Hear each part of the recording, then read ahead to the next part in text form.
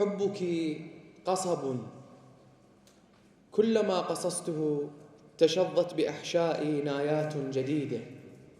يتفضل الشاعر مسك الختام وحيد يوسف.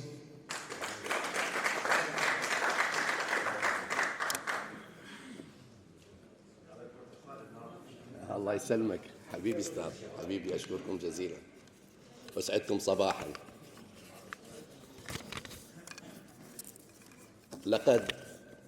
لقد قارنتك بالاشياء مرارا،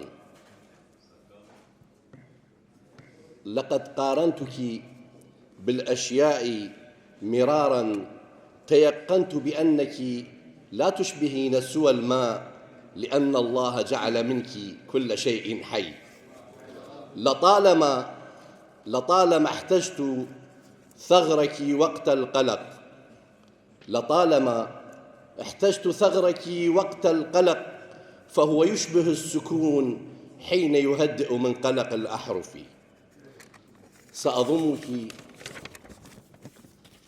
سأضمك إلى صدري أأمن مكان في هذا الوجود، وأمسح جفنيك برفق كمن يمسح زجاج قلبه ليرى جراحه. ماذا لو كنت طريقا يمر خلالي، أريد أن أصلني بك، كم أنا غائب عني بدونك. ماذا لو كنت مرهما أمسح بك روحي التي تشققت، أو قصيدة ألف بها قلبي الذي تشظت معانيه. مشتاق لك جدا، مشتاق لقبلة زرعتها بين الشفتين، تفتحت وردة تطعم الآن نحلة، وأخرى غرستها بين نهديك ستخضر لأنها في أرض خصبة.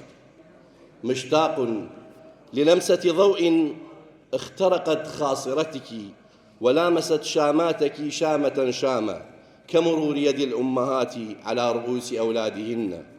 مشتاق جدا وانتظرتك جدا، لكن حينما عدت لم أعرفك، لأن الطرقات أخذت من ملامحك كل شيء. كلما نظرت إلي من ثقب الباب عاد الباب لسيرته الأولى شجرة كرز. وشكرا.